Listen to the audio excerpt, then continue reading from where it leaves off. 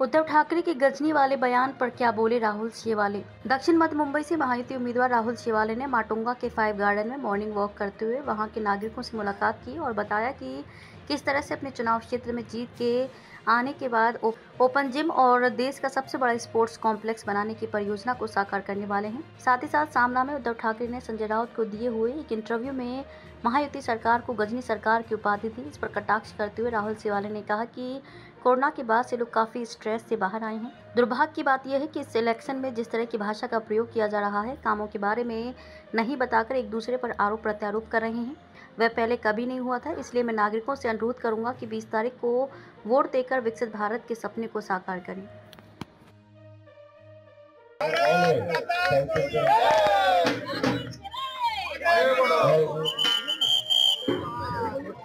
और जैसे मैंने मोदी जी के भारत का सपने के बारे में आपको बताया, उसमें क्या उनका विजन है, क्या मिशन है, वैसे मेरा भी एक विजन और मिशन यही है कि विकसित मुंबई 2034, विकसित मुंबई 2034 यानी कि जो डेवलपमेंट प्लान है मुंबई का, वो 2034 तक इम्प्लीमेंट करना। डेवलपमेंट प्लान बहुत ही इम्पोर्टेंट है सिटी के लिए, क्योंकि डेवलपमेंट प्लान में जो 2034 का जो डेवलपमेंट यहाँ पे रियल इस्टेट रिलेटेड जो भी रहेगा उसमें डेवलपमेंट प्लान का इम्पोर्टेंस पता रहेगा।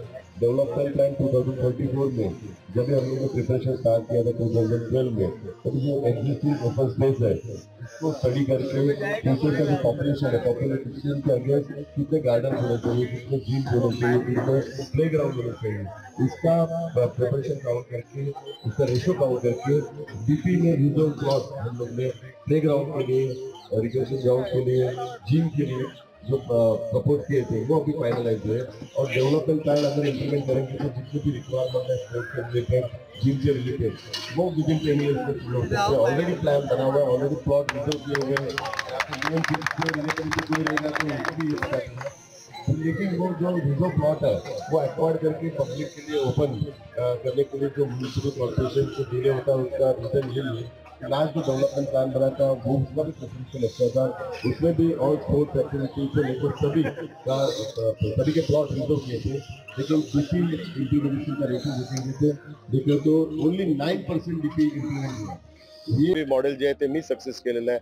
लोकांना वॅक्सिन पासून, ऑक्सिजन पासून, हॉस्पिटल फॅसिलिटी सगळ्या मी प्रोव्हाइड केलेल्या आहेत। त्यामुळे ह्या गोष्टीचा एसी मध्ये बसलेल्या लोकांनी या गोष्टीचा उल्लेख करू नये। आम्ही मातीतले लोकल उमेदवार आहे, स्थानिक उमेदवार आहे, मी लोकांशी जुडलेला आहे आणि लोकांमधलाच आहे मी, आणि लोकांच्या सुखदुःखात सहभागी असणार आहे। त्यामुळे त्यांना याची कधी जाणीव होणार नाही आणि लोकांच्या भावनांची त्यांना कल्पना येणार। उद्धव ठाकरेंची आज सभा ट्रॉम्बेमध्ये पार पडते, याकडे कसं पाहता? कारण की उद्धव ठाकरेंच्या सोबत तुम्ही एकेकाळी होते आणि आता उद्धव ठाकरे तुमचा विरोध करण्याकरता आज ट्रॉम्बेमध्ये सभा घेतली। माझा पराभव करण्याकरता आदरणीय उद्धव साहेबांना गली गलीमध्ये फिरावं लागतंय, हाच माझ्या विजयाचा गणित आहे आणि त्यातच माझा विजय झालेला आहे।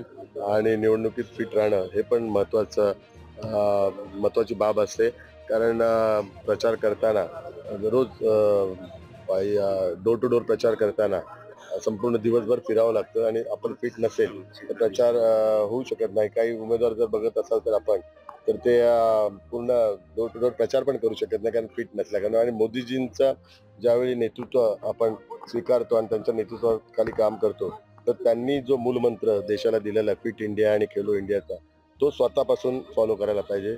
मी स्वतः रोज जिम करतो आणि योगा करतो आणि त्यामुळे प्रचारात पण फिट आहे, कामात पण फिट आहे आणि जो काही रिझल्ट येईल त्यात पण मी फिट असतो। विरोधकांच्या विरोधात तुम्ही आता दंड थोपटले आणि मैदानात उतरले असं म्हणताय। यापूर्वीच दंड थोपटलेला आहे, मैदानात उतरलेलं आहे आणि गेल्या लवकर उमेदवारी जाहीर झाल्या कारणामुळे आणि निवडणुकीची तारीख उशिरा जाहीर झाल्या कारणामुळे खूप फायदा झालेला आहे। लोकांपर्यंत पोहोचण्याचा वेळ पण मिळालेला आहे आणि फिटनेस साबूत ठेवून प्रचार करण्याकरता तो उपयुक्त पण ठरत आहे। कारण यापूर्वी कमी वेळ ज्यावेळी मिळतो त्यावेळी फिटनेसकडे लक्ष पण देता येत नाही, पण यावेळी जास्त वेळ मिळाल्यामुळे रोज योगा आणि जिम करूनच प्रचाराला निघायला कारणामुळे यावेळी एक चांगलं वातावरण संपूर्ण मतदारसंघात आहे। तर उद्धव ठाकरेंनी संजय राऊतांना सामनाला एक मुलाखत दिली आहे, ज्याच्यामध्ये ते म्हणतात की हे सरकार महायुतीचं सरकार म्हणजे गजनी सरकार आहे. 2014ला वेगळं बोलले, 19ला वेगळं बोलतात, आता 24ला जे बोलतात ते सुद्धा विसरून जाते. या निवडणुकीचं एक दुर्भाग्य आहे की ह्या निवडणुकीत सामान्य नागरिकाच्या प्रश्नावर कोणीच बोलत नाहीये. खऱ्या अर्थाने कोरोनाच्या काळानंतर संपूर्ण देशभरात ही पहिली निवडणूक होते आणि कोरोनाच्या काळामध्ये जे नागरिक आहेत ते नागरिक मेंटली स्ट्रेसमधून बाहेर आलेले आहेत. आता फिजिकल स्ट्रेसमधून बाहेर आलेले आहे, फायनान्शियल स्ट्रेसमधून बाहेर आलेले आहे आणि आता हे जे पॉलिटिकल वातावरण, जे खराब वातावरण चालू आहे त्या स्ट्रेसमधून पण ते बाहेर येत आहेत. परंतु कुठलाही उमेदवार असेल किंवा कुठलीही पॉलिटिकल पार्टी असेल त्यांच्या या कोरोना नंतरच्या स्थितीचा कोणी रिप्रेझेंट पण करत नाही आणि कोणी बोलत नाही. केवळ एकमेकावर आरोप प्रत्यारोप चालू आहे. कोणी त्यांच्या कोरोनाच्या स्थितीत त्यांची काय हालत होती आणि कोरोनानंतर त्यांची काय हालत होती, ज्या नागरिकांची, जे आपले मतदार आहेत त्याच्याबद्दल कोणीच भाष्य करत नाही आणि रोज आरोप देशारोप आणि अर्वाच्य भाषा वापरतायत. राजकारणाचा स्तर आणि भाषेचा स्तर खूप खालावलेला आहे. म्हणून मी मतदारांना पण हेच आव्हान करतोय, जर राजकारणाचा दर्जा सुधारायचा असेल, ज्या अर्वाच्य भाषांचा दर्जा सुधारायचा असेल आणि जे अर्वाच्य भाषा करतात त्यांना जर घरी बसवायचं असेल तर 20 तारखेला मतदानातून आपण आपलं मत व्यक्त करावं. तेव्हाच हे सर्व जे खराब राजकारण करणारे लोक आहेत ते घरी बसतील. तर आम्हाला भाजप मुक्त करा असं सुद्धा उद्धव ठाकरे म्हणतात. मी याच गोष्टीचा उल्लेख करतो की ही भाषा रोज रोज वापरून आपण त्यांच्याबद्दल प्रतिक्रिया विचारणार, रोज दिवसभर तीच गोष्ट चालणार. पण या सामान्य नागरिकांचा आता या ठिकाणी कित्येक जणांनी मोडकळी चाललेल्या इमारतीचा मुंबईतला खूप महत्वाचा प्रश्न आहे, पगडी सिस्टीमचा जो महत्वाचा प्रश्न आहे, भाडेकरूंचा जो प्रश्न आहे, या प्रश्नावर कोणीच बोलत नाही. परंतु मी या प्रश्नांवरच लोकांशी संवाद साधतोय आणि याची उत्तरं आणि हे 5 वर्षात मी कसं करून देईल हेच लोकांना देतोय.